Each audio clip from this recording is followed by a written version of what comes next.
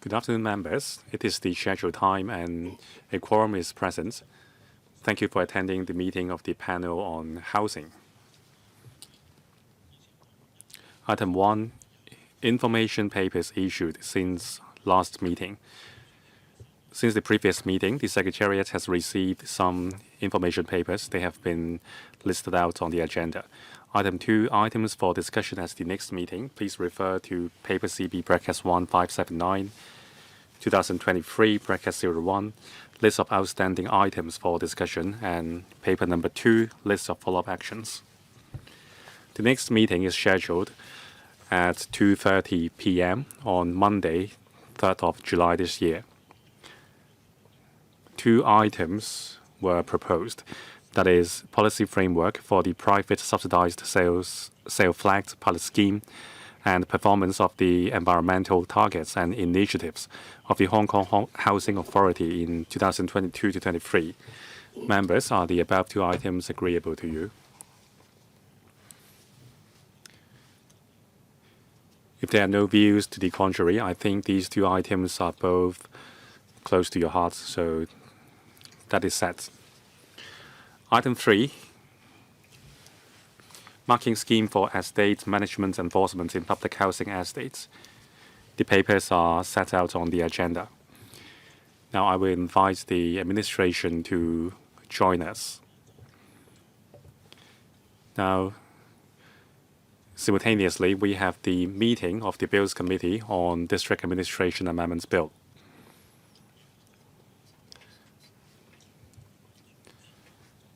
So I have to invite Mrs. Scott Leung to preside over this meeting. May I invite the Deputy Chairman to come to the stage. Now, some members have pressed the buttons already.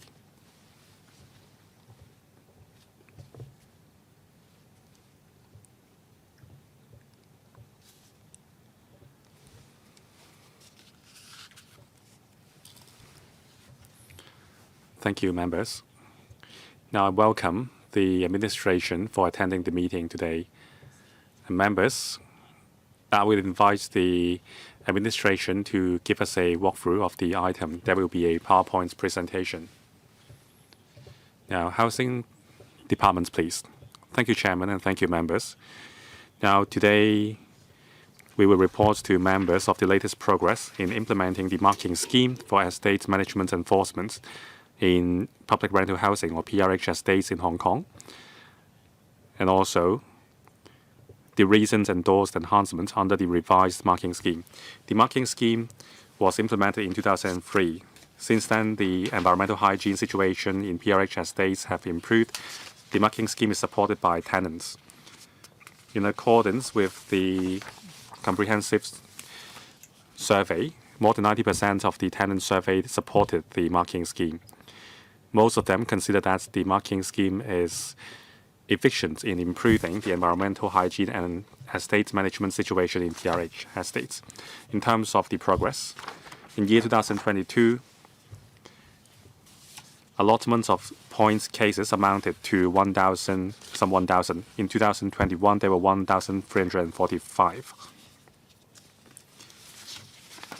Now, the most common misdeeds include throwing objects from height, keeping dogs, and also smoking. Now, to improve the overall environmental hygiene condition in Hong Kong, we are reviewing our environmental hygiene offences regime to enhance the deterrence. Now, we have enhanced the offences, the penalty for the offences under the Fixed Penalty Public Cleanliness and Obstruction Ordinance Cap 570. Now, to tie in with the government's proposal to improve environmental hygiene, we have also reviewed our existing measures to enhance the deterrence of the marking scheme. This will offer a better and cleaner living environment for tenants in PRH estates. Having reviewed our system comprehensively, we are going to enhance 9 misdeeds, the penalties for 9 misdeeds under the categories of public safety, cleanliness, and so on.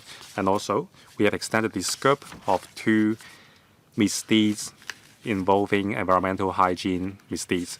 Now, the relevant measures were endorsed on the 24th of May 2023 by the committee, and they will be implemented in the fourth quarter this year.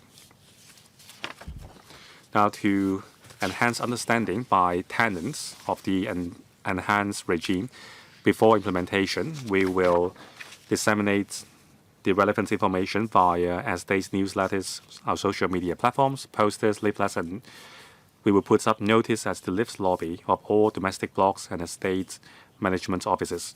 And also we will arrange for estate ambassadors to disseminate the messages to residents. Now may I invite Mrs. Tang Fong Shuk Yin, the Assistant Director, to give us more details. Thank you. Now I will report to members the marking scheme implemented by the Housing Authority. Now I will introduce the background of the marking scheme and also the progress of implementation over the past 2 years. In year 2003, the marking scheme was implemented by the Housing Authority for strengthening the enforcement measures against hygiene-related misdeeds and to promote civic responsibilities among tenants.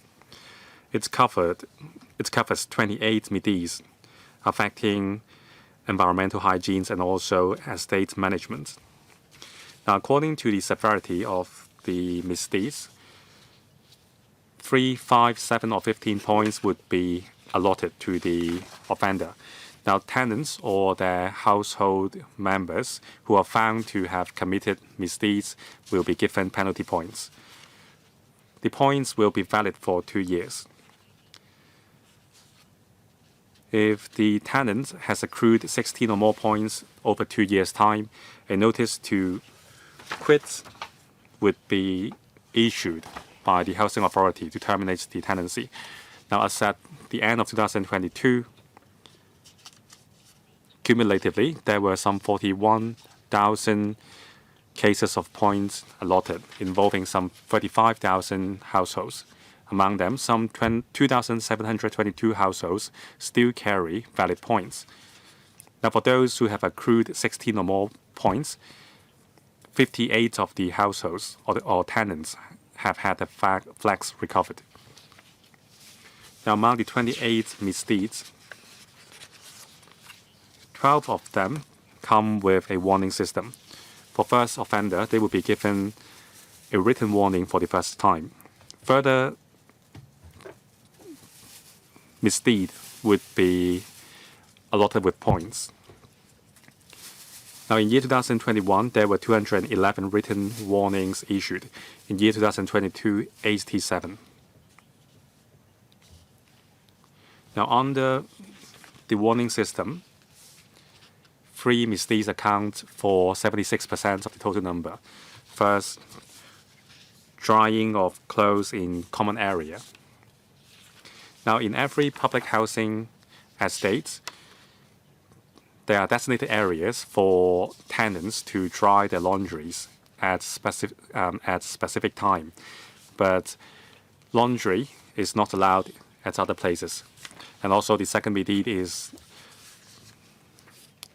discarding items and sundries and blocking corridors and staircase, and also dripping of air conditioners. Now, when we have received dripping complaints, we would conduct an investigation immediately. Now, if this is due to a loosened pipe, the tenants may fix the problem immediately and no warnings would be given. For non-compliance, a written warning would be issued. Now, among the cases where points were allocated, the 3 most common misdeeds are smoking or carrying a lighted cigarette in estate common area, keeping dogs inside premises, and throwing objects from height. In year 2021, there were 1,617 cases with points allotted. In 2022, 1,345. On smoking offences, or smoking in common areas, tenants who smoke or carry a lighted cigarette in non-smoking areas in estates would be given 5 points, and also fixed penalty notices. For smoking in no smoking areas within estate common areas, penalty points would be allotted. In 2021, there were 796, and 2022, 820. Now on dog keeping in PRH flats. Now the tenancy agreement stipulates that tenants cannot keep dogs in PRH flats without the prior consent of the landlord. However, there are exceptions, including tenants with temporary permission rule. Now, there are only the number of flags allowed to keep dogs under this rule is only in the single digits. And also there are service dogs, including guide dogs, and also companion dogs for tenants with strong special needs of mental support. For keeping dogs without permission, 5 penalty points would be allotted. In 2021, there were 201 such cases. 2022, 185. Throwing objects from height. Now, it may cause personal injury or danger. It is a serious offense. Depending on the severity of the incidents of throwing objects from height, we will allot 7 points for those cases jeopardizing environmental hygiene and 15 points to cases which may cause danger or personal injury. For these serious cases, for the most serious kind of cases, we would issue notice to quit immediately. In 2021, there were 166 cases, 2022, 136. Now, throwing objects from heights would pose danger to passerbys, so we will enforce the law actively, including installing monitoring system at black spots and also deploy special duty teams to conduct investigation. We will step up patrol and also conduct public education against objects falling from height. Now I will elaborate on the enhanced measures which has just been endorsed by the Housing Authority. Members may be aware that the government has proposed to impose heavier penalties for public cleanliness offense to more effectively crack down on environmental hygiene offenses, including littering and disposal of waste. Now, these enhanced measures were passed by the HA on the 24th of May for enhancing the marking scheme specifically against environmental hygiene misdeeds. More points would be deducted. And also the scopes have been expanded. These are all with the view to enhancing the deterrence. Now please refer to the slide. Now there are 9 misdeeds where more penalty points will be allotted. Now from 5 points to 7 points, these include throwing, littering, allowing pets to defecate and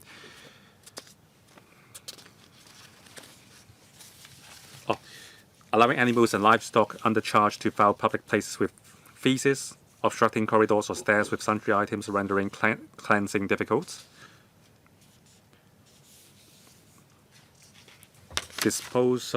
dumping or disposing of decoration debris indiscriminately at refuse collection points, and damaging down sewage pipes causing leakage to the flats below. And also, the warning system will not be applicable for this misdeed anymore. And also damaging or stealing HA's property or illegally letting out flags, the points will be increased from 7 points to 15. And also we are extending the scope of 2 misdeeds. That is,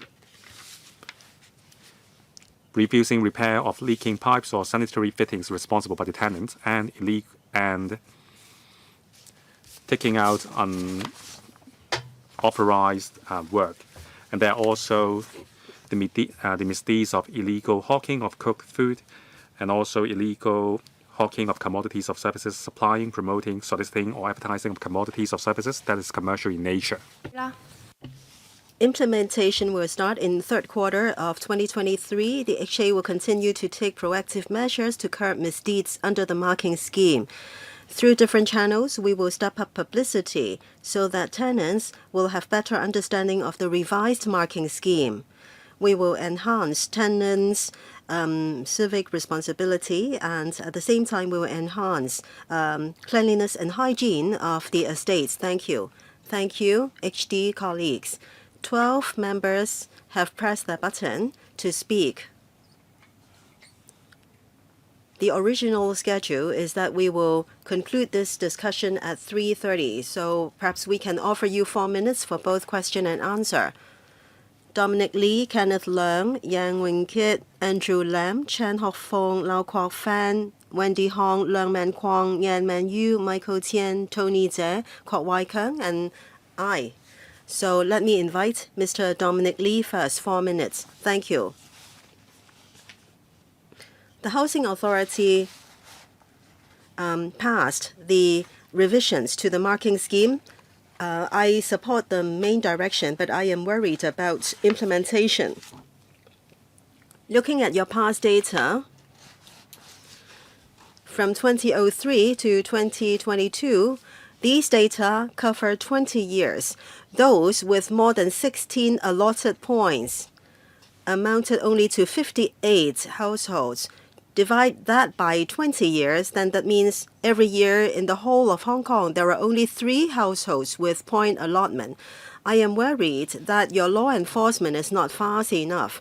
Actually, in various districts, in grassroots areas, we received many Kaifong's complaints, especially about environmental hygiene. There are people and tenants who litter everywhere, and there is also water dripping from air conditioners and also noise nuisance. So very often they have lodged complaints for a long time, but nobody has done any law enforcement. So no matter how many penalty points you are going to increase, at the end of the day, if there is no law enforcement, it is useless. So apart from the marking scheme, in terms of implementation, do you have any plan to improve the situation? Thank you, Chairman. Thank you, Mr. Lee, for your question.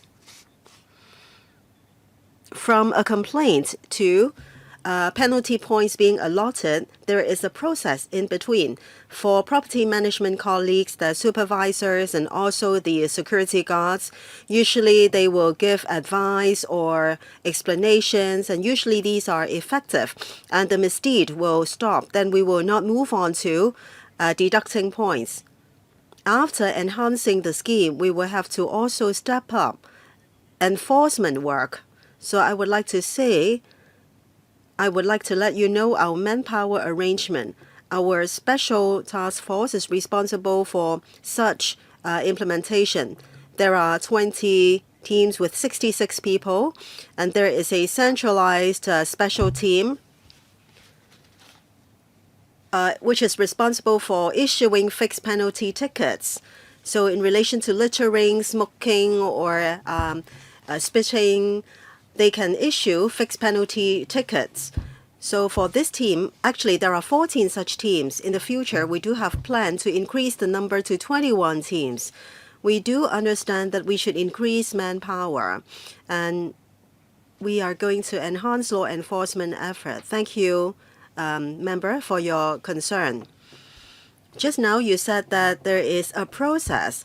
Based on our observations in the district, very often those officers just turn a blind eye. Is it because there is not enough manpower, as you said just now? In the future, I hope you will enhance law enforcement, because many residents have experienced much nuisance. Okay, I heard you have heard the point. Yes, we have heard, members. We will talk to the frontline colleagues and the property management companies to enhance their understanding. After enhancing the marking scheme, I hope that there will be a deterrent effect on the tenants so that there would be fewer misdeeds. Then our property management colleagues won't need to give advice or warning, or they don't need to take law enforcement action. Next, Mr. Kenneth Leung. Thank you, Chairman. My first question is about publicity channels.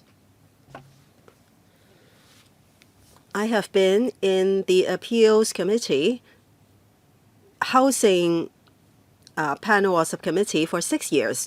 So very often when we received cases, in those cases, people did not have clear understanding. Now, the marking scheme is revised, and the administration said that they will use different channels to do publicity. What are those channels? How are you going to do publicity? I hope that you won't only put up posters downstairs only.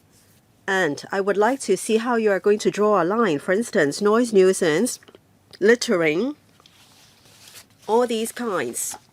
It seems that it is rather difficult to draw a line. Is there any law enforcement difficulty? So how are you going to improve the situation this time? Sometimes when children create noise or they just run around, I think this is rather inevitable. If you ask them to keep quiet, then later on they cause noise again. So how are you going to draw a line? What are you going to do? In the marking scheme, the paper has not mentioned the disabled and also those with mental health problems. What kind of compassionate arrangements are you going to extend to them? Can some explanations be given? Yes, Housing Department. Thank you, Chairman. Thank you, Mr. Leung. Regarding publicity, we know that for the newly revised marking scheme, it takes some time for tenants to get some understanding and adapt to the arrangement. So regarding the implementation date, well, it will take place in Q4 of 2023. In the meantime, we will do more publicity work. We will keep on educating our tenants so that the public will understand this new policy. As regards publicity work, it will be done in different channels. For example, we will produce publicity leaflets, and we will also produce some quick guides to be disseminated on the website. FAQs will be prepared to be distributed to frontline law enforcement officers so that they know how to respond to special situations. In public estates, we will produce posters, and then we will also make use of APIs. We will also buy some TVC slots in order to do publicity. In these ways, we can actively explain the new policy to tenants. As regards where to draw the line for law enforcement, we will work out clear guidelines for frontline law enforcement officers so that they know what they need to do when there is a misdeed up to a certain extent. For those who commit misdeeds, if they can't really control themselves mentally, well, our colleagues are very experienced. They will not adopt a very rigid approach. They will resort to reasons and the specific situation. So please rest assured. Next, Mr. Yang Wing-kit. Thank you, Chairman. I would like to follow up on law enforcement after the marking scheme is enhanced. First, noise nuisance from 5 points to 7 points. In the past, when I delivered district services, very often noise nuisance was the most difficult to handle. For example, there may be a child upstairs and he always plays ball and other toys. That will create some noise because when the ball is being bumped onto the ground, and the household downstairs will find it hard to get to sleep. well, it is rather understandable for children to play, but then for the household downstairs, if they are sensitive to noise, it is also easy to understand that they won't be able to sleep. So if the number of penalty points is raised from 5 to 7, well, I don't think this is fair under these circumstances. So how are you going to solve this kind of so-called noise nuisance? The seventh point is damage of pipes and so on, so that water is leaked to the unit downstairs. So I know that warning has to be issued, but then very often the pipes, the drains, are not really deliberately damaged, causing leakage. And refusing repair of leaking pipes. Well, in some cases, people know that the pipes are broken. And if you are going to deduct penalty points up to 15 points and then you will then issue NTQ, well, I think in case of refusing repair, that is reasonable. However, if this is not true, then is it true that you're not going to offer even an opportunity and then you are going to just accumulate allotted points up to 15 points and then NTQ? Yes, thank you. Thank you, Chairman. Thank you, Mr. Yang. So noise and also damaged downs and pipes causing leakage to the unit downstairs. For noise, now living noise is different from noise from mechanical equipment. For domestic or living noise, it is difficult to use equipment to measure whether there is exceedance of standard. So usually when we enforce the law, we will have two persons in the team. So usually two law enforcement officers, usually the security guards. They will go up to the units involved, and if they feel that the noise is really a nuisance and is unacceptable, then a case will be substantiated. Or we will also visit nearby tenants. If a nearby household says that, yes, it is a nuisance, then we will issue warning and we will deduct points. I think this is just based on the basis of reasonableness to see whether we need to take actions against noise. This is similar with the police's or the EPD's law enforcement method. And for D3, damaging down sewage pipes causing leakage to the flat below. Well, for this one, we have increased the penalty points to 15. Members and tenants can rest assured, if we are talking about natural wastage and it's not, or natural wearing that is not related to the tenant, then we won't deduct points. But if it is deliberate damage by the tenant, or if they make use of very strong corrosive chemicals or hard substances to repair the pipe causing damage, and as a result there is leakage to the flat below, then that will be within our law enforcement scope. However, we won't be very rigid. We will refer to all the facts and merits of the case to make a decision. Chairman, in relation to noise or leakage, I hope that the Housing Department will really consider the merits of individual cases. For instance, blockage of pipes, well, they won't be able to, or they don't have enough time to seek help from the Housing Department, so they have to do repair themselves. Well, time is tight. I'm sure the Housing Department has heard you. Next, Mr. Andrew Lam. Thank you, Chairman. Para 6 of the paper is about overall enforcement results. In 25 of the cases, well, there is discretionary arrangement on compassionate grounds. After the marking scheme is revised, I believe there will be similar cases. So, concerning the discretionary or compassionate ground, do we have some objective standards so that we know how you are going to handle those cases? Secondly, there are two new misdeeds that are mentioned. For example, refuse of repair and also illegal hawking. So for repair, just now, the director mentioned some details. How are you going to do publicity with the tenants so that they will know exactly what they can do and what they should not do? Then regarding illegal hawking, now if it is a tenant, then you will deduct their points. But for non-tenants, what are you going to do?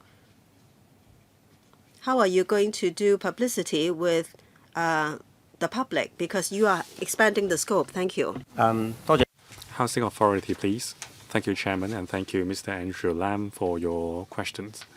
Now, paragraph 6, we have issued notices to quit to 118 households with 16 or more points accrued. Now, there is an appeal mechanism. An appeal application can be filed within 15 days' time, and then the appeal board would consider the appeal. Now, 34 households have their NTQs cancelled by the appealed panel. And for 25 other households, the cases have been handled with discretion on compassionate or other special grounds. They are societal or health circumstances to consider. Now, in terms of the penalty points allotment system, there is an appeal mechanism. For those aggrieved, they can go through the 3-tier appeal mechanism. Chairman, on discretionary handling of cases, do you have internal guidelines considering which cases would be dealt with compassionately? Now, I'm not talking about the specific details of each case. I just want to know the general rules. On discretionary cases, it varies case by case. There is no one-size-fits-all rule for all scenarios. Now, generally, we would consider medical reports and also reports or recommendations compiled by professionals like social workers. So will you consider the health condition of the tenants, the mental states, or what factors would you consider? I mean the objective standards. Or does the housing authority have any guidelines stipulating what factors would be considered? Now, our senior housing officers would be responsible for issuance of NTQs. Now, they would consider each and every case. So we would normally consider societal and health factors. These include medical certificates and also recommendations or recommendations made by the social welfare department. Sorry, one question has not been answered. Now maybe they will give you a written reply. Mr. Chen Hok-fung. Now the marking scheme is not about how harsh it is. It is all about enforcement and also the enforcement standard. Now there are people smoking in their doorways within their home, so you cannot do anything about them. Now, even if you take enforcement action against one household, there are still dozens of other households committing the misdeeds. So despite the enhanced measures, I really doubt your enforcement efforts.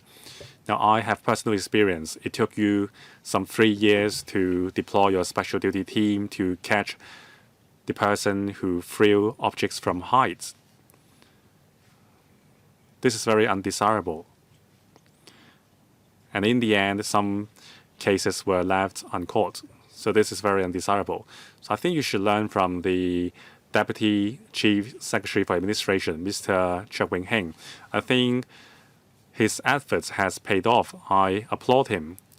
Now, all the environmental hygiene black spots in the community have been cleared out. There are people who break the law because your enforcement efforts is half-hearted.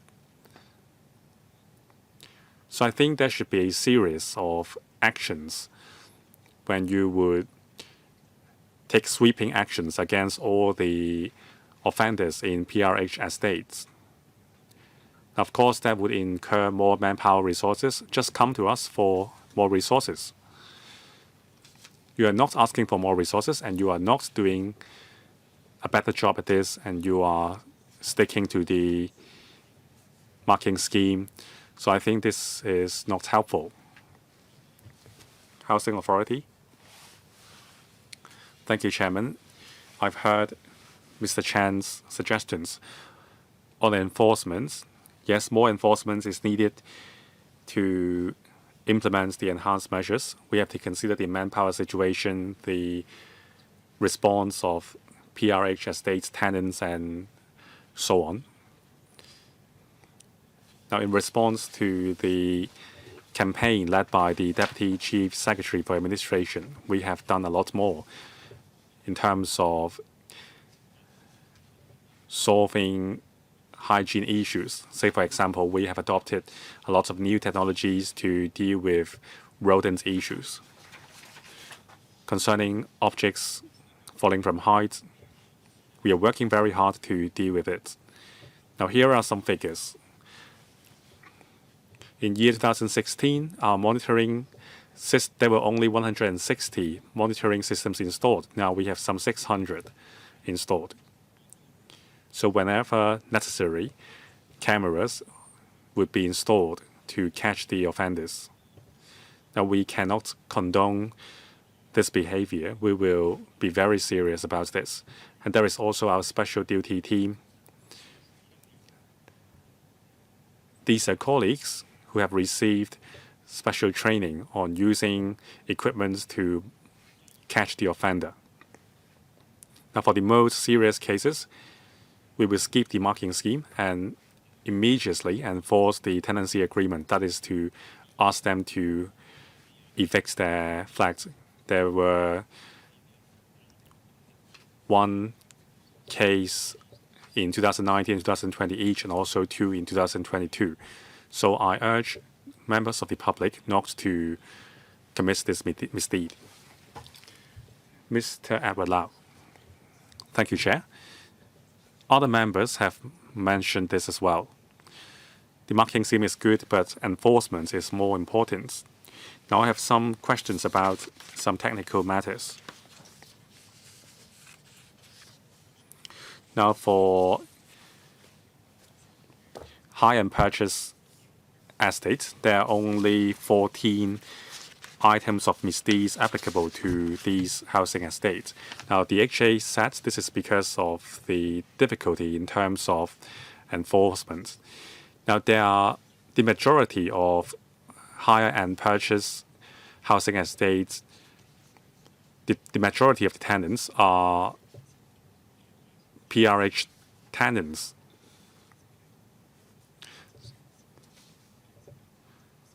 So maybe you can have a discussion with the owners corporation and the property management company. Subject to the agreements, the marking scheme should be implemented in these housing estates as well. I think this will be helpful in terms of addressing the issues in those housing estates. Another question. Prior to 2021, according to the government, the marking scheme is applicable to the public housing units in subsidized sales flats and also hire purchase housing estates. The marking scheme, according to this paper, is also applicable to green farm subsidized sale flats. Well, I think those are all homeowners and we don't have any tenants among them. So what about the future tenants in green farm subsidized sales flats? HA, thank you. Now I will first talk about the marking scheme and then I will invite my colleague to talk about the to answer the other question. Now, for rent and purchase housing estate, some 6 to 10% of the tenants are still PRH tenants. So the tenancy agreement would be applicable to them as well. According to the tenancy agreement, they should not cause nuisance to their neighbors. And no littering is allowed in the common areas and the refuse rooms. Now, if the property management company can provide us with evidence, then we will conduct an investigation to verify the complaint. For sustained cases, we will give warning, and for non-compliance, they will be evicted. I understand there are 14 misdeeds applicable to them. I mean, beyond these 14 misdeeds, the other misdeeds applicable to PRH should also be implemented on rent and purchase housing estates flags. The list of misdeeds should be aligned. Thank you. Now about the common area in the housing estates you mentioned.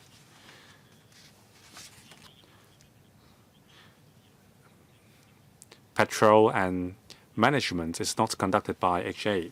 That is conducted by staff in the property management company. So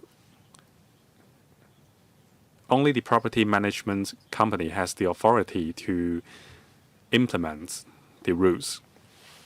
Now, if they are tenants and if they are proved to having committed misdeeds in common areas, then we will take action.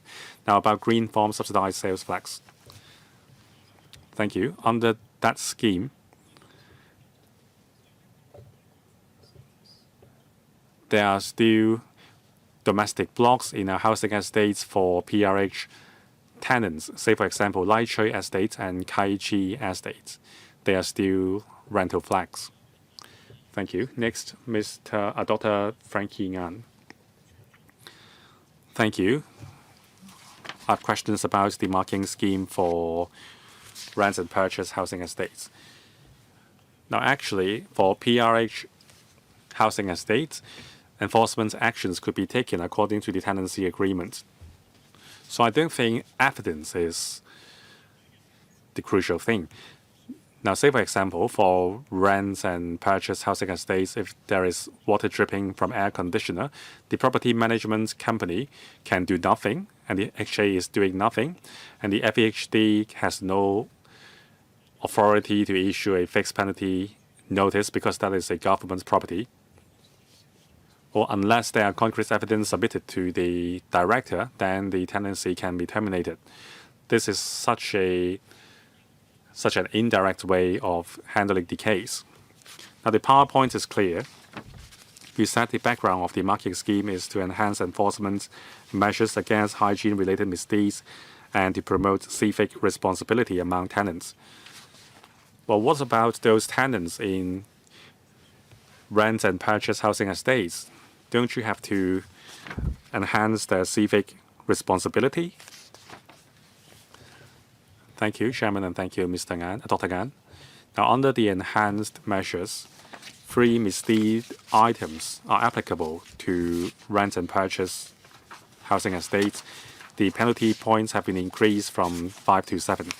These include noise nuisance, letting the flags for illegal purpose, and also damaging down or sewage pipes causing leakage.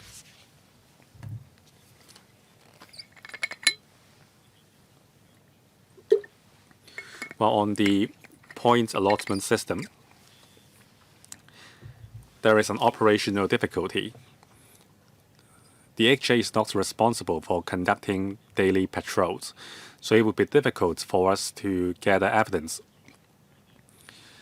If there is a littering complaint, we don't know whether the offender is someone living in the housing estates, a house owner, or a tenant. So there are actual difficulties. Compared with housing estates under our own management, the evidence gathering exercise would be much easier. Now, let's say if someone is feeding rodents in an estate and it is proven that the person is our tenant, then we can take enforcement action, including issue warning letters, meeting with the offender, and then on non-compliance, we can issue an NTQ. 證據就可以 Chairman, in case of that, where NTQ can be issued with enough evidence, then if there is evidence, I think the case can be referred to the Housing Department. And then in PRH, well, there is a property management company stall, and that company can collect evidence for water dripping from air conditioning units that will not end in one day. So perhaps you can just place a person there to monitor the situation. And if you talk about, for example, spitting or pets defecating and so on, I think the tenants or PRH also has property management companies. If you just turn a blind eye to complaints, then I think the problem can't be solved. Can the authority be given to the estate or property management company? Well, we have heard Dr. Ngan's very clearly. If there is evidence, we will definitely enforce the terms in the tenancy as strictly as possible. Next, Mr. Michael Tian. Thank you, Chairman. Today, the Housing Department is here talking about the marking scheme. I am happy to see that the number of penalty points is increased in some cases of misdeeds. I hope there will be stronger deterrent. However, if law enforcement is not strong enough, all these won't be useful. Referring to Annex 2, if you talk about water dripping from air conditioning, in 2022 there were 23 warnings, and at the end of the day, in 6 cases there were points allotment. So are 23 warnings a lot or very few? I don't know. So how many complaints have you received in total? If I look at FEHD's prosecution of water dripping from air conditioning.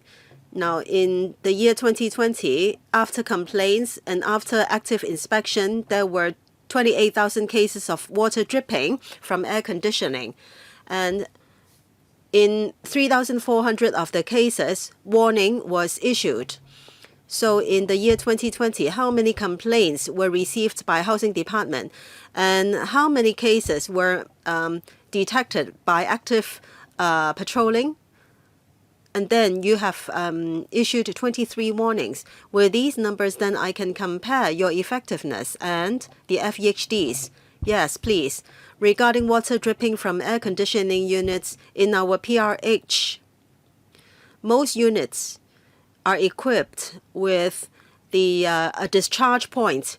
So when tenants call to complain, well, our security guards, our caretakers will do a check of the unit. Sometimes the drains or the downs may not be connected properly.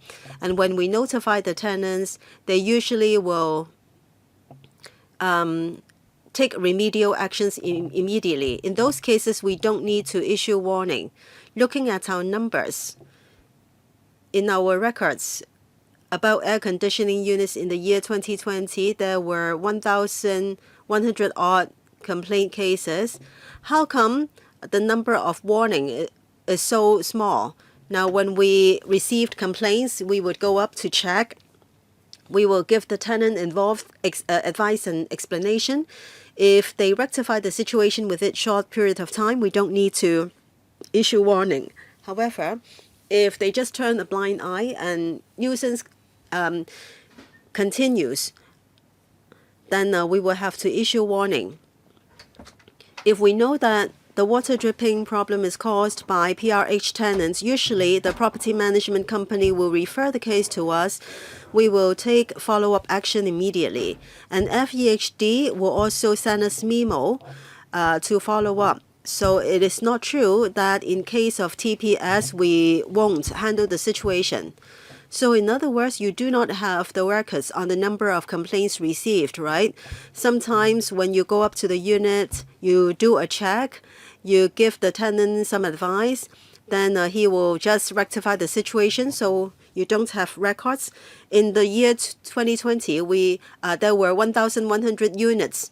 There were 1,100 cases of complaint or inquiries on water dripping from air conditioning unit.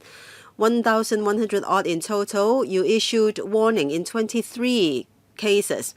This ratio is lower than FEHD because FEHD received 3,400 or issued 3,400 warning out of the 20 odd cases. And based on your explanation, you said that you already gave advice and the tenant already took action, so you don't need to issue warning letter, okay? All right, I understand. Next time, perhaps you should make your points very clearly in your paper, especially the number of complaints you have received.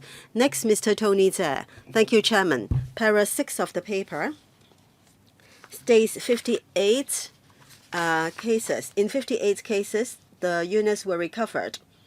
Now, from the termination of tenancy to the vacation of the unit, how long is the standard for these 58 units? I mean, how long did it take for them to move out of the units?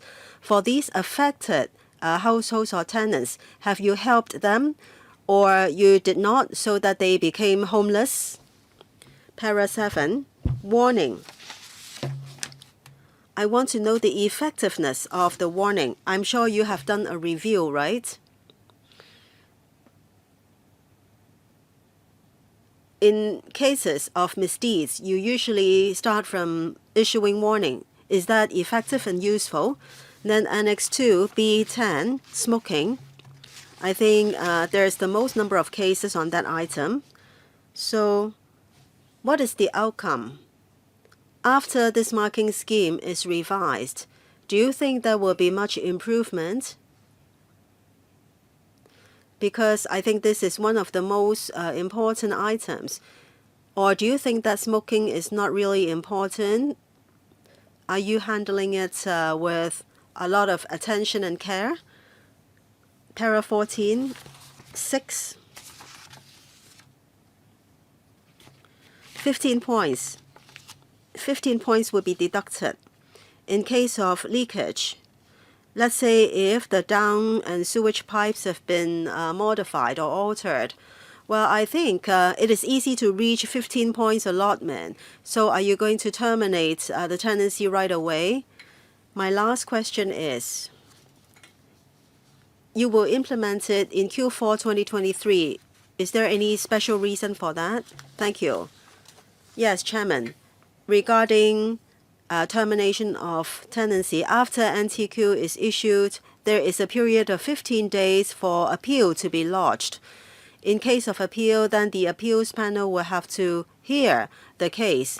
And within 3 months, a decision will be made. The appeals panel can agree with the housing authority's decision or revise or disagree. Now, if the appeals panel agrees with the housing authority's decision, then evict notice will be issued, and then 21 days plus 7 days, within that period they have to move out. If they experience difficulties, we have temporary shelter available for them if they have difficulties. Well, Chairman, I have a question. In all 58 cases, you followed that timetable? Well, all cases are different. In some cases, no appeal is lodged, so they agree to the terms in the NTQ, then we will just enforce the notice. Well, you said 3 months. Within 3 months, there will be a decision to the appeal. I think you have to make your points clear. So is it true that if there is no appeal, well, of course, the duration will be shorter, but the longest period will be what you mentioned? The appeals panel procedures are stated in the law. I'm sure the appeals panel will comply with the laws in handling the cases. Right, please give brief answers to the other questions. For smoking, as I said just now, we have increased manpower for patrolling, and there will be 21 central task forces in the future instead of 14. For littering, spitting, and smoking, I'm sure there will be significant deterrent effect. When there are 15 points allotted, well, they don't need to move out immediately. They will have to move out when 16 points are accumulated. Chairman, okay, perhaps I can follow things up in writing. There are answers. The answers given are not really answering my question. So I will follow things up in writing. Yes, please. Next, Mr. Kwok Kang. Thank you, Chairman. I was next door working on the district council related bill. So if my question has been asked already, please let me know. Now for TPS, do you still implement the marking scheme?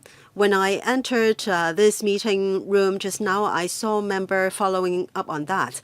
So you can just give me a brief response. There are 9 items where the penalty points will be increased because they are regarded as serious misdeeds. Item 7. So there is a damage of down sewage pipes causing leakage to the flat below, so there won't be warning. You will just deduct points. In the year 2020, there was only 1 such case. So is there really the need or the urgency? My next question is item 9. Using leased premises for illegal purpose. This is very, very serious. So that means people use the unit for illegal purpose. Why only 15 points will be deducted? Why don't you just cancel tenancy? Now, in 2020, there were 14 such cases. Based on information you have, what were the illegal purposes involved? Should you just recover the units? Now, if 15 points are deducted, then you will give a warning, and when 16 points are accumulated, then NTQ. C1 and D1. So C1, objects from height, dumping or disposing object from height, causing environmental hygiene problem or causing or endangering life. So D1 10 cases in 2020. So it seems that it is rather serious. So I want to ask, how do you differentiate? Let's say if you dump some softer object, then that is about environmental hygiene. If you dump harder objects, then that may endanger lives. Well, even if it is a softer object, but if it is thrown at a height, that may also endanger people's lives. Thank you, Chairman. On D3, so leakage, water leakage caused to the flat below. So the warning system is being abolished. The purpose is to increase the deterrent effect. So people will tie in without repair work. As I said just now, if leakage is caused by natural wear and tear, if it is not caused by deliberate damage, then, well, that is the responsibility of HD to repair. But let's say if they use some corrosive chemical or hard objects to fix the pipes, then these are deeds that we would like to regulate. So use of the units for illegal purposes. Apart from the penalty points, well, there are cases where we can recover the units right away. And in some cases, people are willing to forgo the units, so there is not the need for marking scheme. So C1 and D1, so 7 points and 15 points. In case of affecting environmental hygiene, then 7 points, for example, throwing tissue paper. And then in the case of 15 penalty points, let's say if glass bottles are thrown at a height, then we will deduct 15 points. Apart from the marking scheme, well, Chairman, I need a little bit more time. Well, we can refer to the tenancy agreement and ask tenants to move out. In 2019, there are 2 cases where we don't need to invoke the marking scheme. We refer to the tenancy agreement and ask that they move out. In 2021 and 2022, there was 1 case in each year, and it involves throwing objects at a height. And we asked the tenants to move out, and we did not go through the marking scheme. So I hope that people won't throw objects at a height. 2022 Sorry, 2022, using leased premises for illegal purpose, 14 cases. What about the breakdown? What kind of illegal purposes? So could you please provide us with the details of the illegal uses of flags after the meeting? Maybe a breakdown? The cases mostly involved possession of dangerous drugs and also illicit cigarettes. So there is a criminal element. So why didn't the tenants get a notice to quit immediately? Well, we are talking about cases where tenants where the tenant is aware that the leased premises is being used for illegal purpose by household members. Notice to quit would be issued immediately. But there were some cases where the tenant was not aware of the illegal uses of the premises by the household members. So for those cases, penalty points would be allotted. Now it's my turn. Members have asked questions about the efficiency of the marking scheme in terms of enforcement, and also the enforcement of the marking scheme in green farm subsidized sale flagged estates and also TPS estates. Now my question is related to some cases in relation to noise nuisance. Now there are unscrupulous tenants who have grudges with their neighbors upstairs or downstairs, so they deliberately cause noise nuisance to their neighbors. And then when someone came to check, they would stop immediately. When the officers are gone, they would continue. We have seen a lot of similar cases. Under the present regime, you have the security guards and also the investigating officers must hear the noise in person before they can take actions. So this is a loophole. And also the tenants who have caused noise nuisance may have mental issues. They may need external support. So sometimes they would have to wait for a long time before they get any help from social workers. In the interim, sufferings would be caused to other neighbors. So I think you have to pay more attention on this in enforcing the marking scheme. Now, in terms of the applicability of the marking scheme on TPS housing estates, now there are 14 misdeeds, including throwing objects from heights, which are applicable to TPS estates. Now, we have always received complaints about poor environmental hygiene and litterers who were not caught in TPS housing estates. And in Hoi Fu Estate, there were throwing object cases endangering kindergarten students downstairs. Yes, property management company would install a monitoring device for investigating. Actually, that is legally sound. The footage the monitoring system produced is usable in court.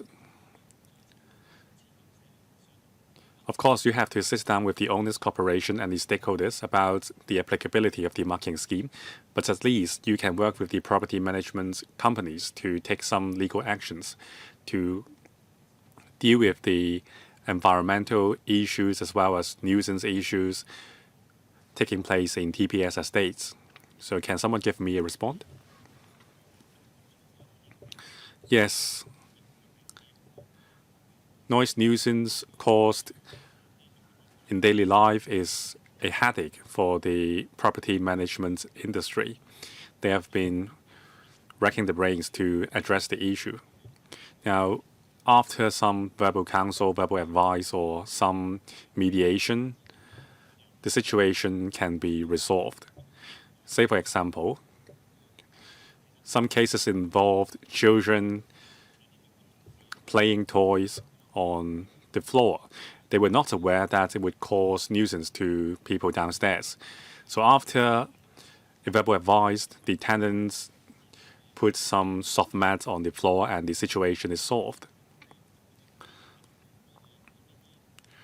So actually there are tools or soft skills which can be employed by the property management industry to address the issue. For more unscrupulous tenants or unscrupulous residents, the situation would be more difficult. But it is a hope that everyone can live in respect of each other and no problems will be caused. For emotional issues of residents who cause trouble, we are in collaboration with professional bodies, and through referral, we hope that we can offer assistance to residents with psychological issues.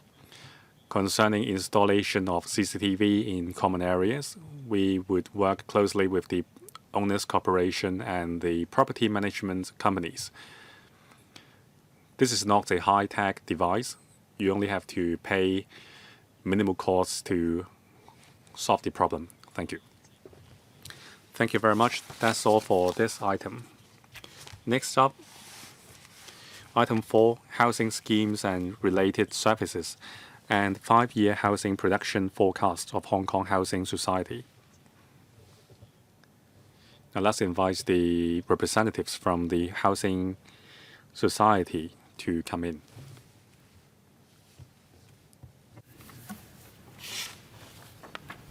Oh, 好，唔該晒。好，唔該晒。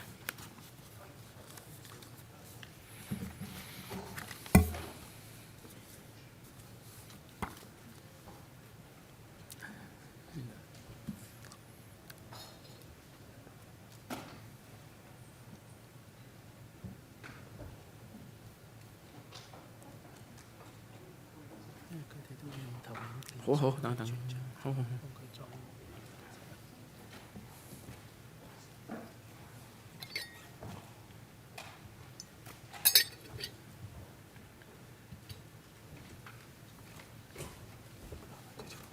唔該晒。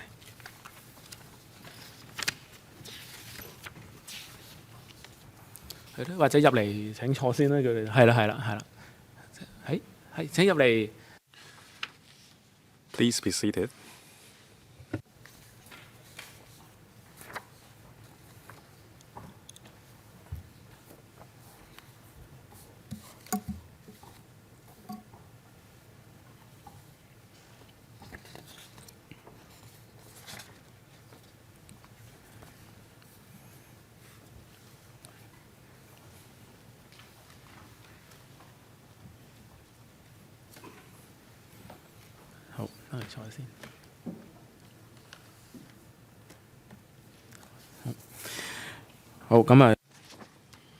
Welcome, government representative and also the Housing Society.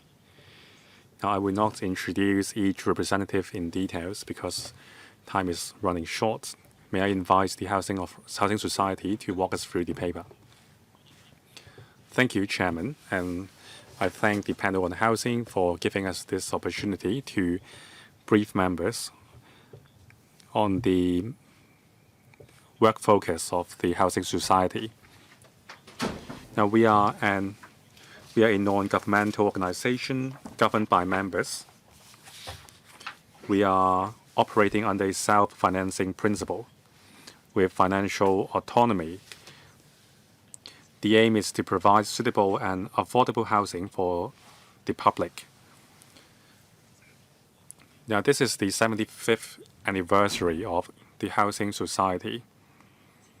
Over the past, we have built more than 74,000 residential units covering public housing estates, public rental housing estates, subsidized sales flags, urban redevelopment projects, and elderly housing. Now, we also offered management services to some 54,000 residential units under 20 PRH.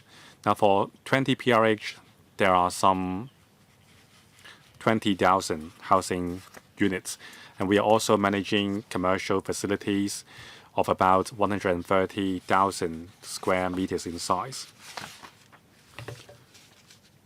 We offered livelihood services to support the residents. Now, because of the huge demand for housing in the public, we are working closely to tie in with the policy direction of the government. The Chief Executive has mentioned the housing society twice in the 2022 policy address. That is, the government will work together with the HA and the HS to enhance quantity, speed, efficiency, and quantity, so as to increase public housing supply in the first 5 years.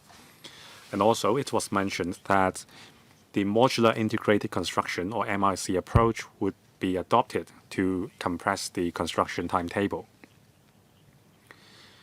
Now, the HS will adopt the MIC approach in more and more public housing estate projects.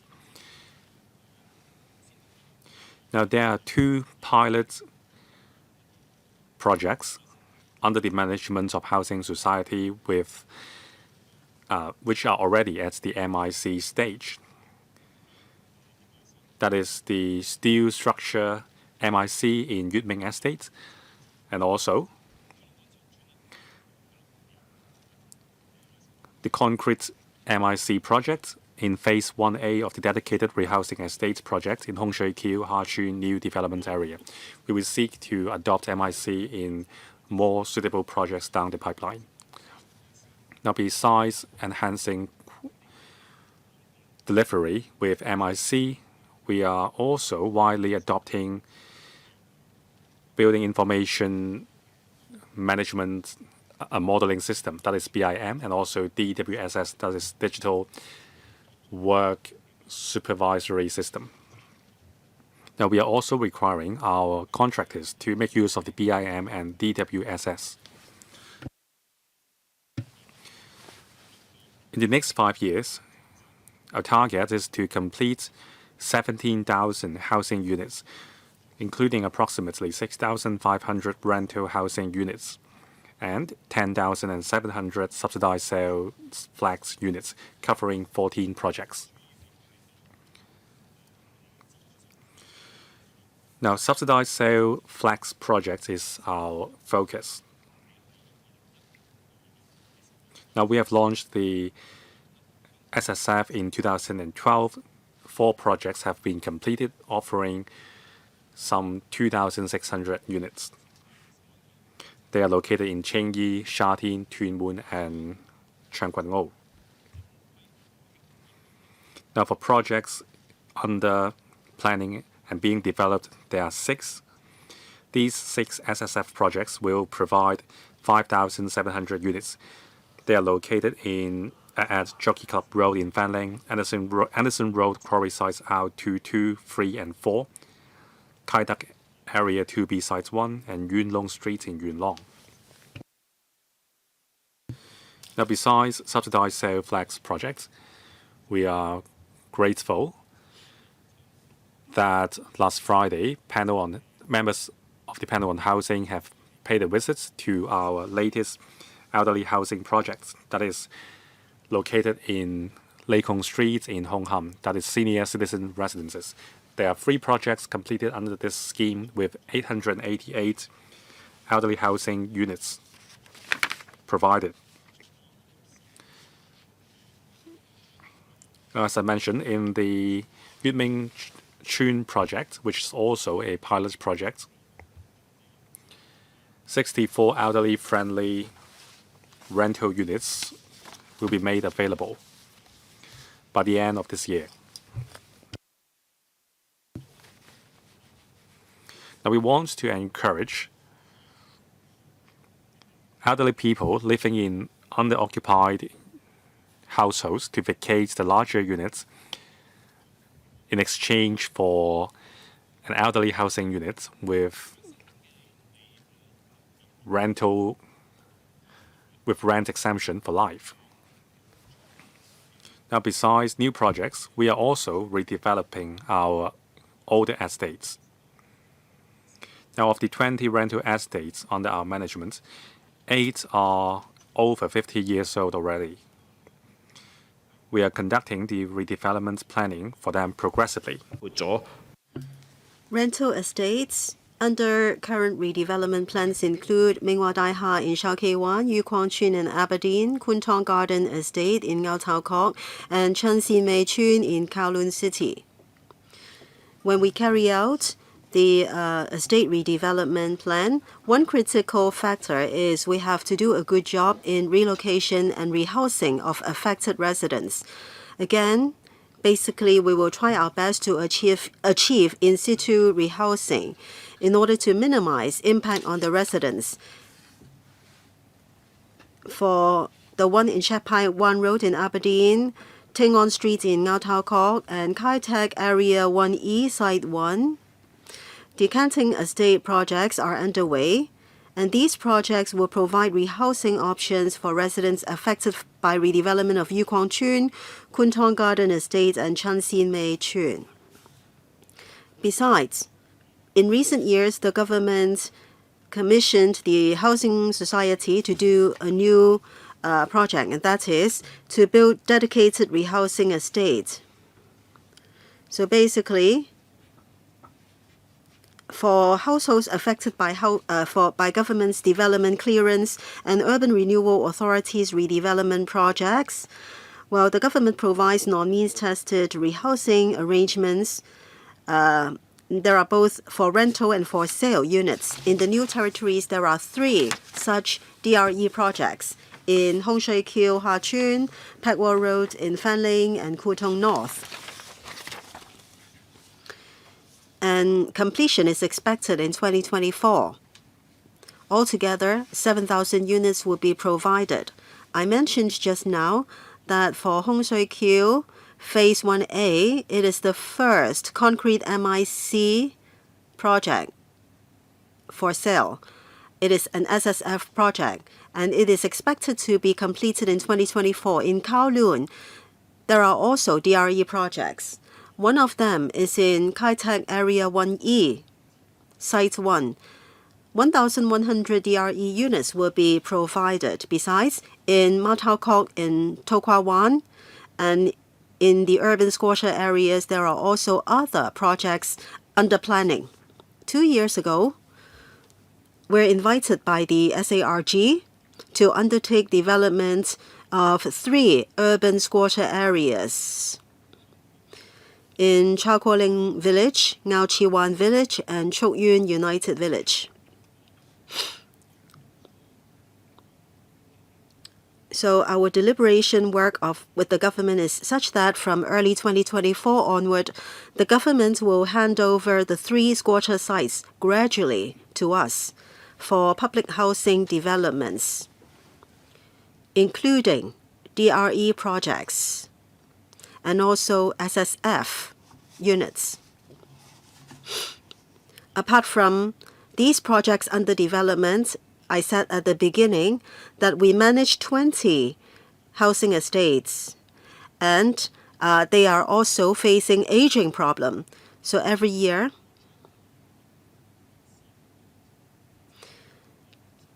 we spend more than 100 million in managing the housing estates, and this amount does not include repair and maintenance.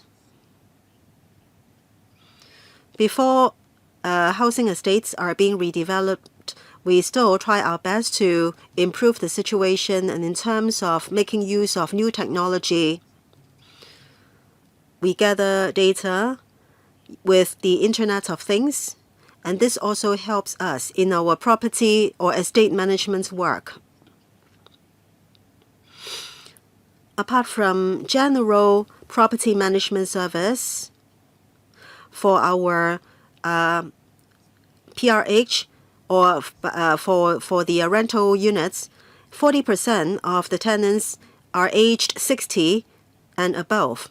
So starting 2012, actually in our rental estates, we introduced Aging in Place scheme, which integrates housing, healthcare, and community support services to help the elderly so that they can age in place. So services offered include free home assessments and retrofitting services for the elderly tenants in need. 2 years ago, we integrated our services and we set up a multidisciplinary, caring, engaging smart team.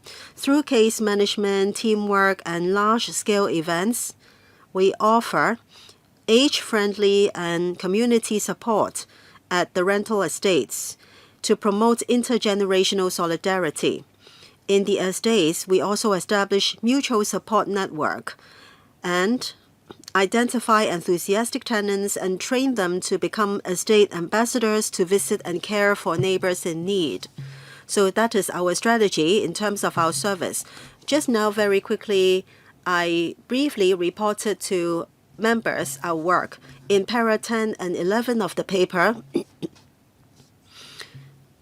we have to handle construction work in the coming 5 years. So our current task is that for these construction projects, we need to make sure that there is enough funding to meet our workload needs.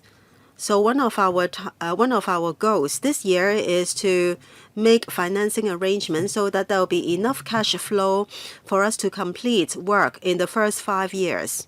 So that's all in my presentation. Thank you, Chairman. Thank you. 7 members have pressed the button to speak. Let me read the names out. Andrew Lam, Chan Hock Fong, Tony Tse, Wendy Hong, Lau Kwok Fan, Yang Wing Kit, Kwok Wai Kang. 4 minutes, including both the question and answer. Mr. Andrew Lam. Thank you, Chairman. The Housing Society has been a successful housing laboratory, especially in relation to building and management of senior housing. They have made quite a lot of achievements, as presented just now. Now, concerning different types of senior housing or elderly housing, and also elderly services, caring, engaging smart team, all these are done pretty well. So as a laboratory, what kind of conclusion can you draw? So based on all these achievements made by the laboratory, how is the government going to expand the achievements? Are you going to extend elderly services so that the housing authority can also take reference from what you have done? Besides, regarding redevelopment, among the 20 estates, there are 8 that are more than 10 years old. Well, rehousing within the same district is of course good. However, in reality, land supply in the urban area is very limited. It is good that you are building DREs. So my question is, in newly developed areas, have you worked with the government to see how you are going to make good use of the land in the newly developed areas to facilitate redevelopment, the existing redevelopment projects as well as the potential ones? Yes, thank you, Chairman. Thank you, Mr. Lam. Caring, engaging smart team is about social service and also estate management service teams. So we integrate them. Why is it that we attach importance to such service? It is because we are an NGO. Since we started developing and renting out estate units, we have thought that we should not only limit ourselves to estate management service. We hope to take up community service as well. How do we see such work? We have our own teams, and they do understand the needs of the needy tenants and their situation as well. At the same time, In the community, there are different resources. There are other NGOs and service units, clinics, volunteers in the districts. So for our caring, engaging, smart teams, they're able to mobilize resources in the communities. And they also understand needs of the needy tenants in the estates, and they can achieve connection between the two. So in other words, community resources can be mobilized in order to meet the needs of our tenants. Of course, this is not only our work. We play a role as NGO, so that's why we can have this kind of flexibility. We can collaborate with other organizations in the districts. That's the first point. Secondly, in the past, our focus was placed on the elderly's needs. But in the future, we will also attach importance to intergenerational solidarity. In the future, after some estates are redeveloped, we anticipate that younger households or families will move in. So our services will not be only restricted to elderly services. That's our development direction. And then concerning estate redevelopment, are we going to deliberate with the government to find appropriate sites? Well, that we will do definitely. And for the newly developed areas, are they appropriate? It all depends on whether around these newly developed areas that there are old housing estates. In order to deliver peace of mind to the tenants, well, in situ rehousing or rehousing within the same district is important. But if there is no appropriate newly developed area size, then we will consider in situ rehousing. Well, you understand that the time required will be longer in that case. Thank you. Next, Mr. Chan Hock-Fung. Thank you, Chairman. I want to declare that my mother lives in a housing society estate. I really have to commend the housing society for their very good service. And I think they are far superior to housing authority. For the singleton elders, they visit them from time to time and send greetings to them. I think for elderly service, HS is doing a better job. I'm sure the housing society should make sure that their strengths are better realized, since you are a housing laboratory. Now, in terms of elderly housing, you are doing some experiments, especially for the middle class. But then I think the quantity of service is not enough. I think you are being skewed to the middle class elders. Now, in Hong Kong, we face an aging society, so we need to offer better service in order to achieve aging in place. For the elderly housing, well, it is quite good because actually people can enjoy all the supporting services upstairs or downstairs. Some people said to me that, let's say there are two elders, one is chronically ill. If both of them just stay at home, then they are like being confined. But then for the elderly housing, there will be care downstairs. So one of the elders can be taken care of downstairs. And for the able-bodied elder, well, he or she can enjoy normal social life. I think that is a quality life. And this kind of living should not only be enjoyed by the middle class. I think the grassrooters should also be given such chance. So you should not only focus on the middle class. I think you need to help the grassroots as well. And when there are two elders in the household, I think they need some basic service so that they can live with dignity. I'm sure the housing society can do this. If you can establish such a model, then our society will be able to see how we can offer kind of living with dignity for our elders. Yes, thank you, Mr. Chan, for your recognition of our work. Let me share.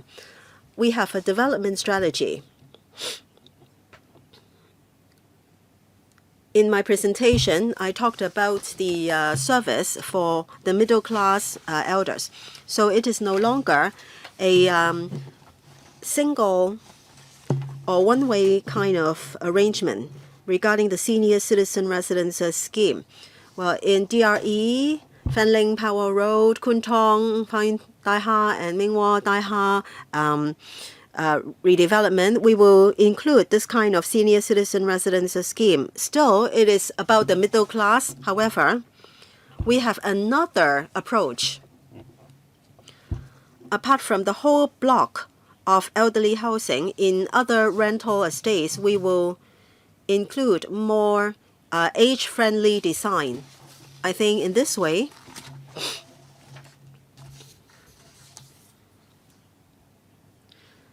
we may be able to achieve same district rehousing, and then we can also achieve aging in place.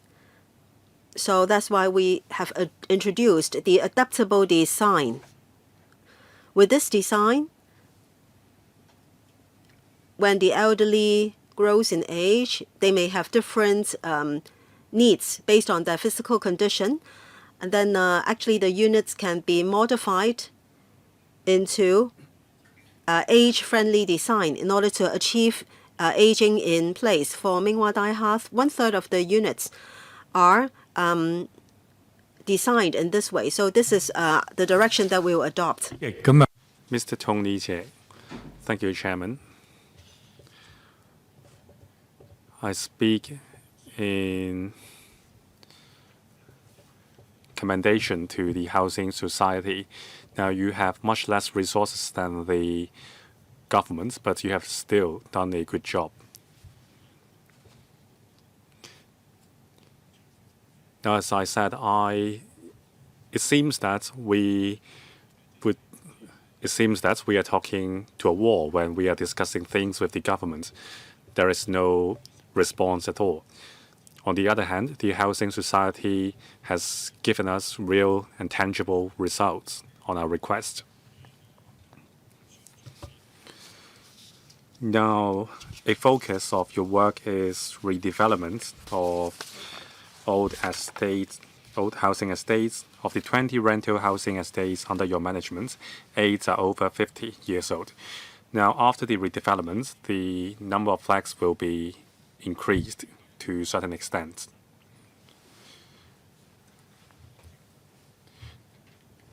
Now, for housing societies redevelopment projects, after redevelopment, very often the number of flags and also the size of flags would be increased. So has the government offered them any support? Any support to the housing society? Since the housing society has done so much to help the government address housing issues. So has the government offered any support to the housing society in terms of a discount in land premium or waiver? And also, would you give them plot ratio relaxation as well? Now, paragraph 9, the housing society mentioned about their management and maintenance services. The housing society said new technologies are adopted.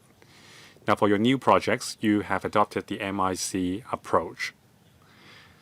And also, BIM.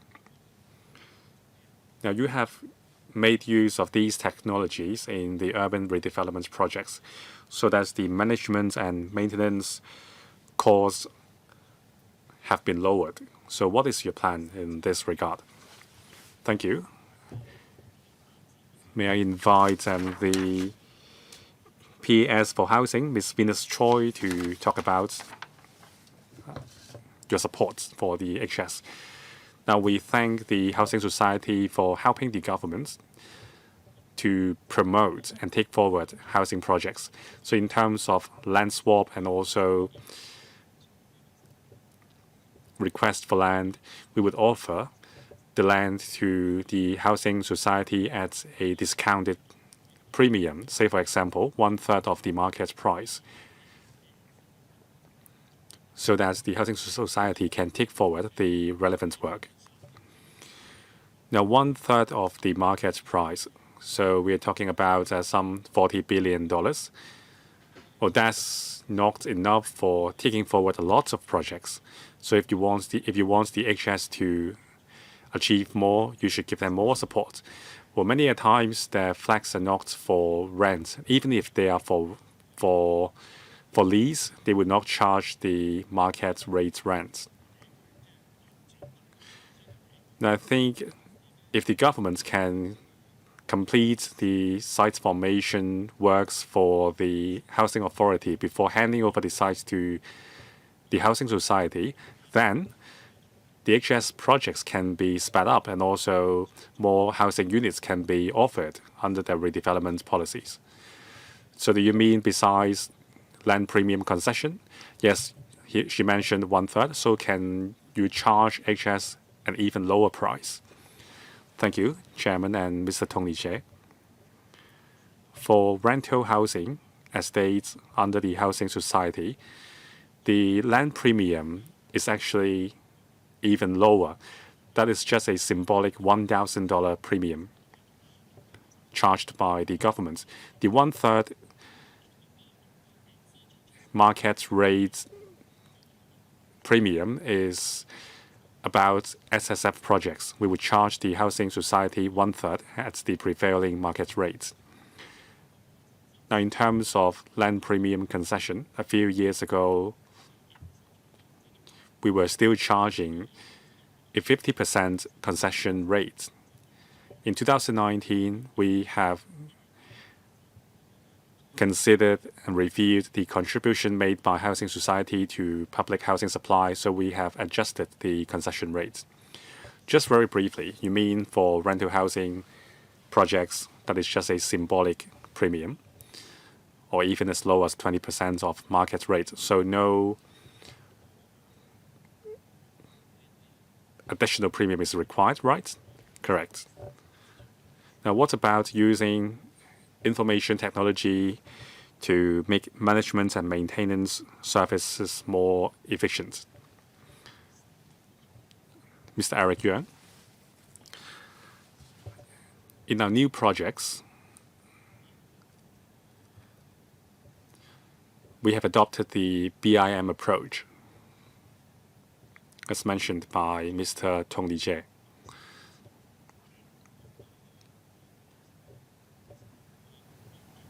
So by adopting the BIM approach prior to the completion of the building, it would help our future management and maintenance of the building. And we have also made use of the Internet of Things platform to assist management. In terms of communication with the residents, we have a community app allowing direct exchange between us and the residents via the platform. These will all help us improve our service. Dr. Wendy Hong. Thank you, Chairman. Now, over the past 75 years, the Housing Society has explored a lot in terms of housing supply, so thank you for your work. 3 questions. Now, SSF is one rung above the PRH housing ladder. Now, in fact, most of the flags built by the Housing Society is identical to PRH flags. Now, many SSF flags are just 100 to 200 square feet in size, equivalent to the smaller size of PRH flags. It doesn't represent better housing than PRH, so people would not have the incentive to pay to buy a SSF flag. And also for TPS flags, the quality is low. So people would just simply adopt the lying flags approach and wait for a PRH flags allocation. So it doesn't represent a higher rung on the housing ladder. Now, you have provided some 2,600 small to medium-sized flags which are practical but not extravagant. So how do buyers respond to that? And also about the number of elderly housing. Now, besides senior citizen residences scheme, there are some elderly flags which are available for permanent residence by elderly people. Say, for example, Yutming Estate. So I support these flags. However, it is more difficult for elderly people to move out of the larger units, and many elderly people can still afford the larger units in rental estates. So even with the permanent waiver of rent, it is still not attractive enough for elderly people to switch flags. So how can you provide more incentives for elderly people to switch to these flags? Now, about the tendering system, the HS has introduced a marking scheme for tender bidders in terms of price. Now, if you offer a higher price, it may be more unlikely for you to get the tender. So it is against the lowest bidder wins principle. So can you share with us some experience on this? Now, the questions spread between the work portfolios of the three directors. So maybe in terms of the design of SSF, Mr. Eric Yeung can give you a reply. Concerning arrangements for underoccupied elderly households, may I invite Mr. Sanford Poon to give us a response. Mr. Eric Yeung. Thank you, Chair, and thank you, Dr. Wendy Hong. Now, when we design our SSF projects, we would look at the aspirations of the public in terms of housing needs. We want to provide them flags so that they can make long-term plannings for their life. So the principle is practical but not extravagant, and also affordable housing for the public. Now, the size standards, there are three categories. First, one-room flats. They are 300 to 340 square feet in size. Two-room flats, 380 to 510 square feet. Three-room flats, 610 to 670 square feet in size. In terms of ratio of supply, we would look at the demand situation for different types of flats. So when we arrange showrooms, we would conduct a survey among the potential buyers. In recent years, our survey found that the public has greater demand for two-room flats. Still, for some people who prefer smaller flats because of their affordability, they would choose the smaller flats. For larger families, they may need three-room flats too. So for one-room flats, 10%, two-room flats, there is the greatest demand, so 80%, three-room flats, 10%. So the sales figures is comparable to the supply ratio. Now, depending on the demand situation, we will try to make our housing project best meet the public's housing needs. Mr. Sanford Poon. Thank you for the Yutming Estate Chong Yut House, which has been recently completed. That is an elderly housing. We're trying to maximize the utilization of the existing public housing resources. For underoccupied households with elderly household members, they will be given the option to move to Yutming House and enjoy a lifetime rent-free. So the new flags are elderly friendly, and also there are facilities providing convenience to the elderly people. So this is our standing policy that we want to vacate larger units in rental estates so that larger families can take up the larger units. Now the Chong Yut House will be completed only by the end of this year. So in the second quarter this year, we will begin to study the application arrangements. So please be patient. We hope that the response will be enthusiastic so that elderly people can enjoy these elderly flats soon. Mr. Frankie Yuan. 發答翻洪 Chairman, let me answer the question from Dr. Hong. When we hire consultants, there is a demerit point system. We adopt a two-envelope mechanism. In other words, we have technical requirements and also the tender price requirement, and these will be scored separately. Right now, we hope that we want to minimize the scenario of lowest bidder wins. And we hope that not all the focus will be placed on the price element. Well, some companies may not be as technically competent, and so they put in a low bid. So that's why we also include a demerit system. So if the technical competence is lower than 50%, we won't consider 30 to 40%, 7 demerit points, and so on. So we have adopted that for 4 years. In the past few years, when we evaluate the tender, where there are some consultancy companies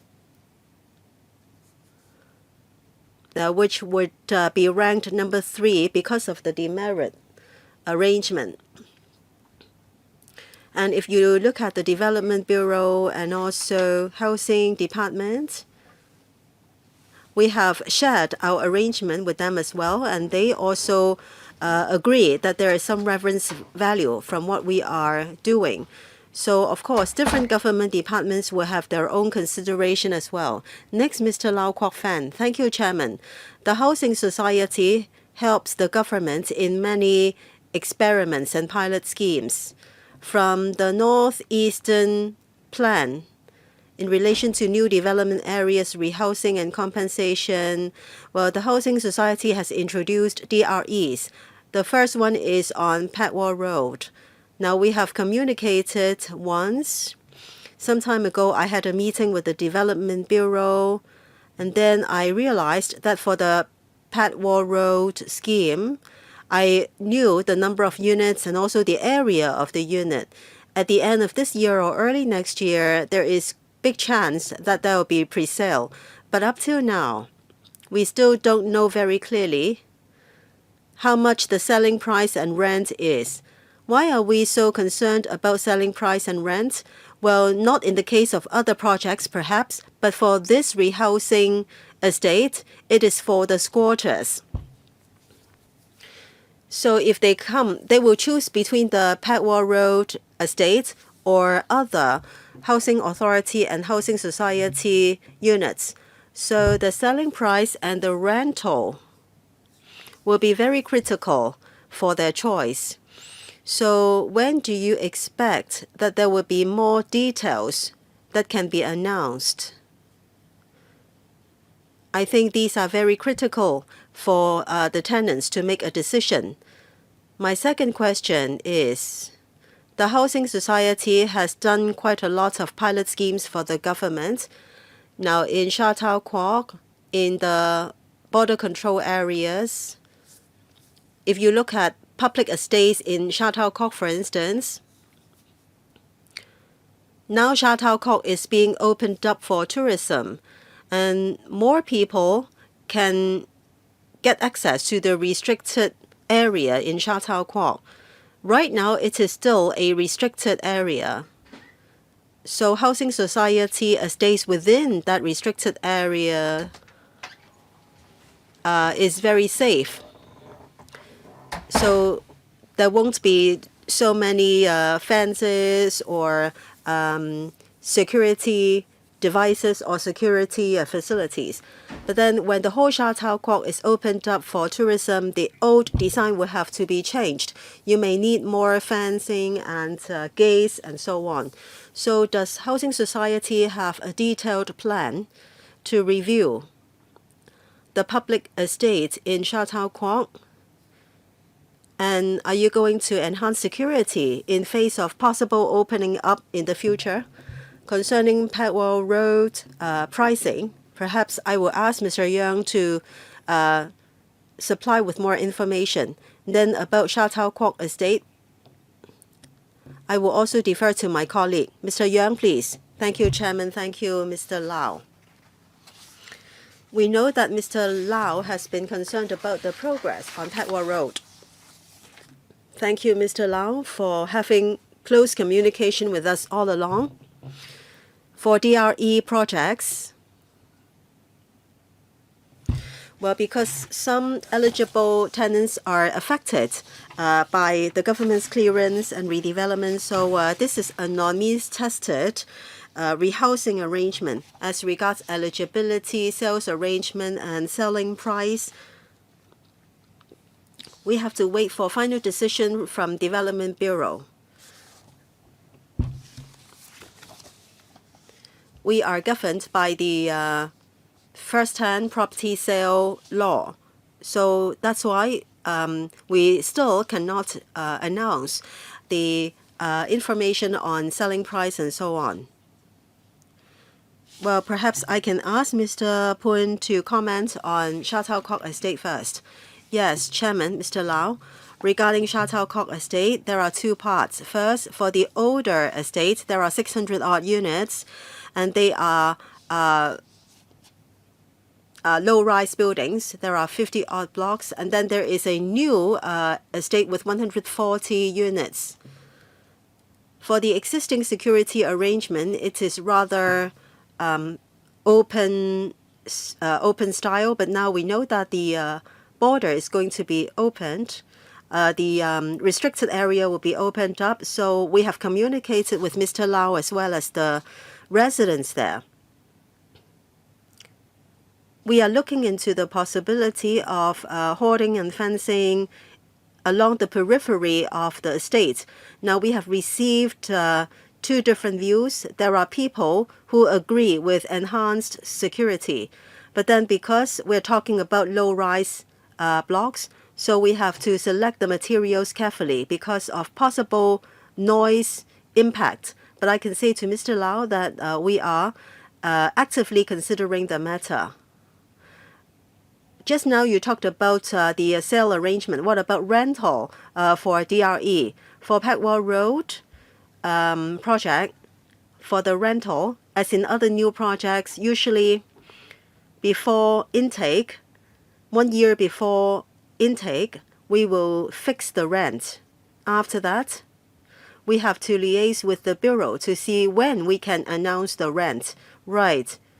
So that means it should have been fixed already, because at the end of this year and early next year, you will start selling the flats. And I hope you can announce the details as soon as possible.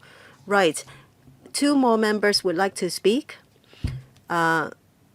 We have only 7 minutes left, so may I extend this meeting so that both members can speak, and then government officials can also complete their response. First, Mr. Yang Wing Kit. Thank you, Chairman. Thank you, Housing Society, for attending this meeting, and thank you for presenting your work and plan. In the coming 5 years, there will be 17,200 units, including both subsidized and also public units. And together with Cha Kuo Leong and Ngao Chi Wan, there will be 26,000 units of supply. For these 26,000 units, they are very important to the overall housing supply in Hong Kong. In the past, Housing Society did not have land to build public subsidized housing. So since so many units will be built, are you going to accelerate your pace of redevelopment? You have started the redevelopment of Chun Sin Mei Chun and Lok Man Chun, and there are other projects as well. Are you going to start those redevelopment projects as soon as possible? In the process, now in Kowloon, you have Kai Tak and Anderson Road and Cha Kuo Leong public housing. For those redevelopments that has been announced already, like Lok Man, so you don't need the relocation or redevelopment in phases so that you can accelerate the speed. And then about relocation, 1E1 and also other sites. In 2026 and 27, construction will be completed.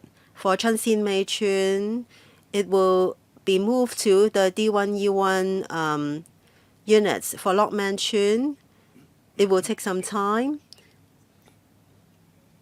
So are you going to do more with estate renewal?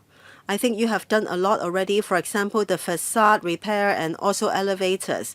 In some estates, there are not very comprehensive facilities. For example, in one block, the elevator has not reached 14th, 15th floor. And what about the external wall? I think there is still 10 more years according to your plan. So are you going to speed up facilities renewal so that during this time residents can have better quality of life? Now, in the past, housing societies, sandwich class housing was very popular, but I don't know when that was abolished, so that is not satisfactory. Let me declare that I also live in such a unit in one of the projects. So in the future, can you introduce the sandwich class housing scheme back to the system? And then also that you have a type B housing estate, basically for those living in type A estate. And then you usually relax the income limits and so on. For example, Tivoli Garden. So are you going to introduce more such project, especially for the poor middle class? Sorry for this term. Well, they also have their housing needs. Now, these people exceed the income limit for PRH, but then for type B estates, they can help these people. So I think these are very good housing experiments. Are you going to bring them back to solve some housing needs? Yes, thank you, Chairman. Thank you, Mr. Yang, for your concerns. I mentioned earlier concerning estate redevelopment, there is the need for comprehensive strategy and arrangement. In order to have a rehousing estate, we have to speed up our work. So that's why in Annex 1, we set out our coming 5 years plan. Support from the government is very important. In Kai Tak 1E1 site, well, we can arrange the rehousing or relocation of Chunsin Mei Chun, and thanks to the government's support and policies for us to do that. Then we can review Kowloon City and also the estates that we manage. We can have a clearer timetable to make arrangements. As I said just now, the priority is to complete the coming 5 years' work first. We have to look at the construction completion timetable of the rehousing projects, progress of relocation, and also completion of projects, recovery of cash flow arrangement, and so on. So these are some of the work areas involved. So we have set a number at 17,000 in 5 years. That is a historical high for housing society's history. But we will try our best to achieve that number. So that's why we need different financing arrangements, and we have to work with banks. Then when we are waiting for redevelopment, we will definitely put in place large-scale improvement and enhancement works in order to improve facilities in the estates. So every year there is a budget of more than 100 million, and we will look at the needs of estates that are in the queue. So don't worry, Mr. Yang. We will consult the districts. We will consider comments from residents in setting priorities. Then concerning experimental and pilot projects, 20-odd years ago, there was the sandwich class housing scheme and also Type B estates, I think we have to also tie in with government policies at that time, because we need the government's concessionary land premium arrangement to achieve that. For Type B estates, I can offer some supplementary information.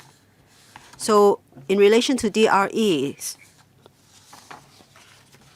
there are rental units from Group B rental estates, and there are 1,500 units in Fanling Patwa Road, Kai Tak Development Area, and Hong Shui Kiu.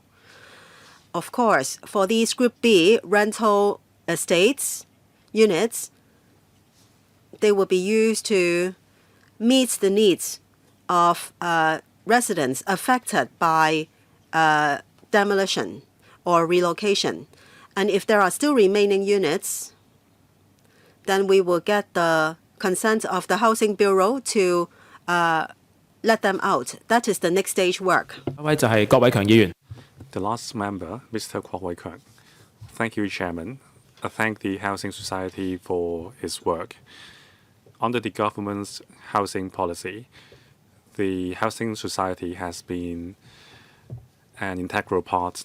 Of course, I can't give you full marks, but after all, you have done a good job. Now, the Housing Society's attitude or approach on redevelopment is much more proactive than that of the Housing Authority. Still, the rent level after redevelopment has been a concern. Now, in year 2019, when residents moved back to the redeveloped Minghua Daiha in Shaoqiwan, the rental level has doubled. For 1 to 2 person household, $1,000, 3 person households, $3,000. In the past, the average level of rent was only $1,500. Now the new houses cost $4,000. Larger units even cost $6,000 to $7,000 in rent. Now, is it because of the self-financing operation of the housing society, which caused the housing society to transfer the construction burden to the tenants? Now, it seems that the rents per square meter has doubled compared with before. Now, the housing society has been generous. They offered a generous rental concession in 2018. However, after 2019, we had the pandemic situation, and the situation took a turn for the worse. Now, my question is, how many tenants in the Minghua Daiha are applying for rental subsidy from the housing society?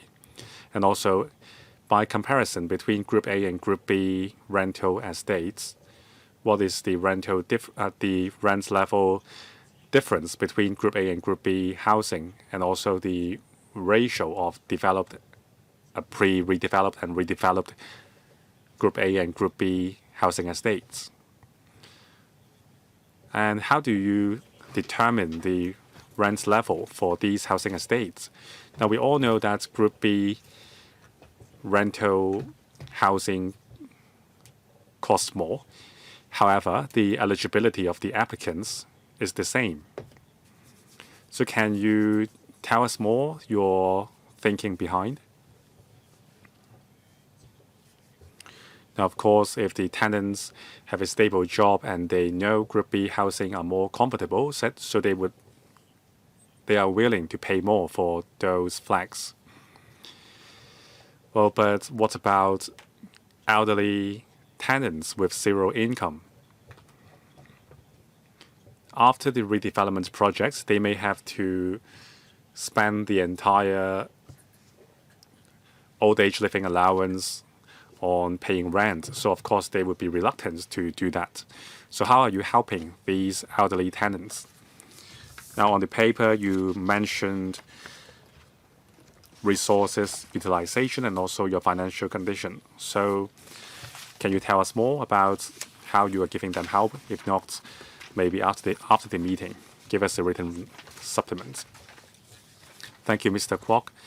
Now, I will talk about the principle behind rent determination, and then I will invite my colleague to talk about the difference of rents between Group A and Group B housing.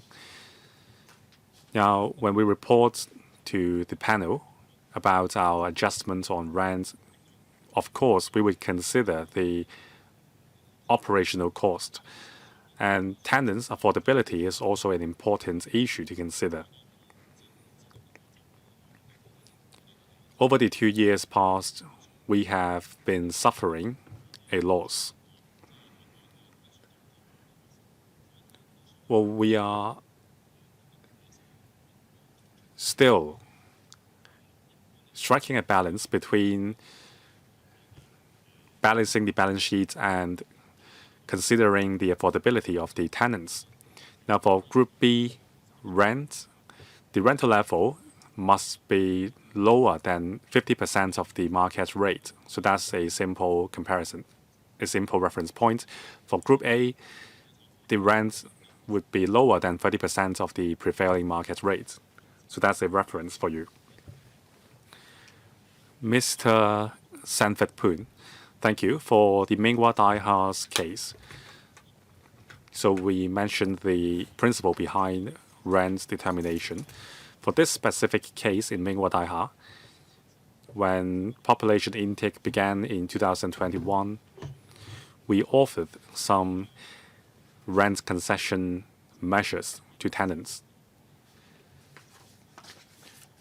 We only adjusted the rents upwards in 5 years' time. In year one, we offered a 40% rent concession. Tenants only had to pay the full rent in the 5th year. So we were increasing the rent bit by bit. So like Mr. Kwok said, true, the rent is higher than the pre-redeveloped estate, but this is how we are helping the tenants. And when tenants move into the new flats, in the first month, we offered a tax waiver for the original flat, and also we handed over the new flat 2 weeks in advance to the tenants. Now, in phase one, Minghua Daiha, we had 966 new units. Now, according to the record, 7% of the households have applied for subsidies. Thank you. Maybe there can be more written supplements afterwards. Yes, thank you, please. Yeah, we know the housing society's position. The residents would look at the long-term sustainability rather than the concessions offered in the first few months after moving in. So maybe think more about people's affordability in future redevelopment projects. The economy is poor at present, and unemployment among grassroots families are common. So please give them more care. Thank you. Since there are no members, this item is concluded. Thank you, Housing Society and the Housing Bureau. Item 5, AOB. There is no AOB today. The meeting is adjourned. Thank you very much.